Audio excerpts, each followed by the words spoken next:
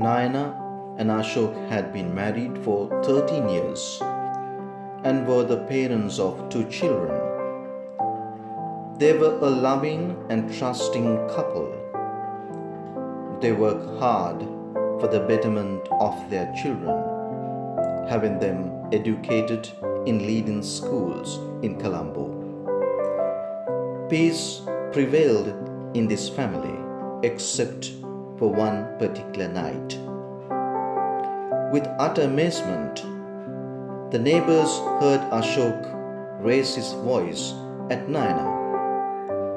The argument between them was clearly heard by everyone nearby on that thick, dark night. They argued over a misunderstanding.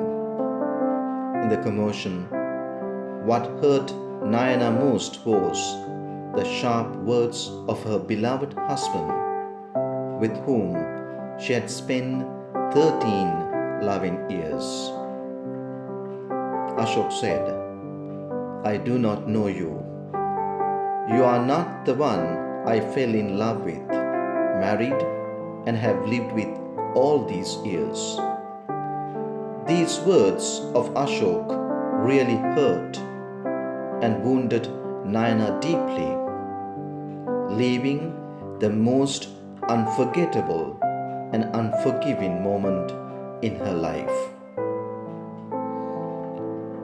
In today's Gospel of John, Jesus also comes across a similar hurtful and frustrating moment when Philip the apostle asks Jesus, "Lord, show us the Father, and that is enough."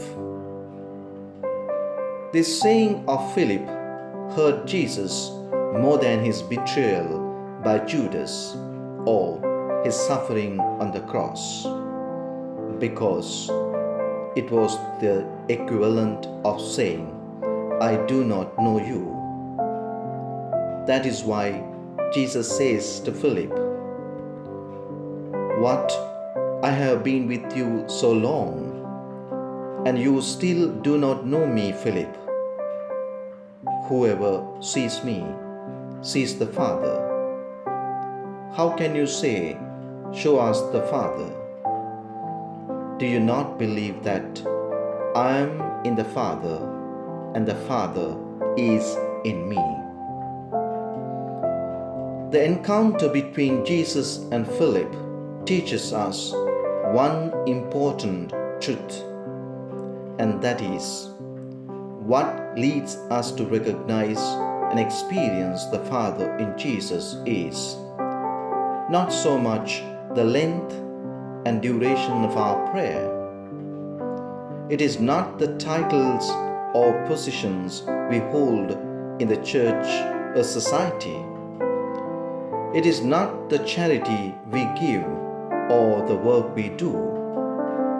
Rather, it is our relationship as beloved sons and daughters of the Father, based on our profound faith in Jesus as our way, our truth, and our life.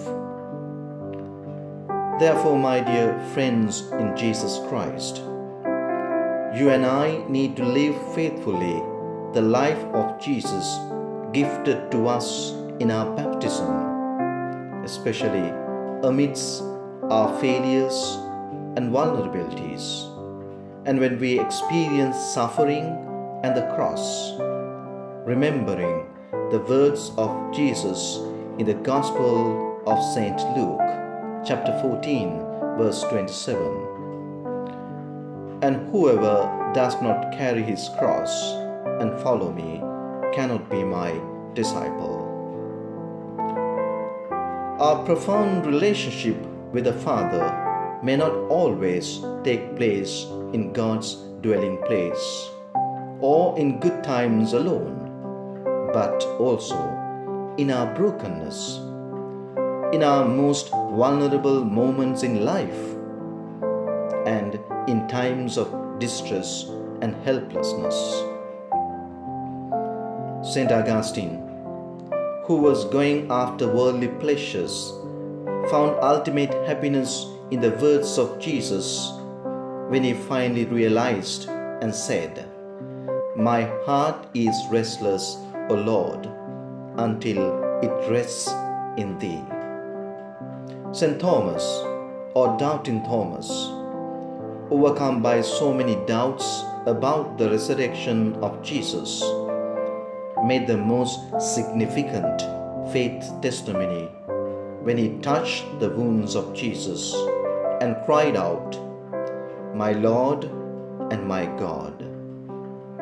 Saint Peter, who denied Jesus 3 times, came to a fuller realization of Jesus as the Son of the living God and said, "Lord, to whom shall we go? You have the words of eternal life. We have believed and have come to know that you are the Holy One of God." My dear friends, during this pandemic, when the whole world is locked down, bringing uncertainty, stress, and doubts, let us not question the existence of God or our faith.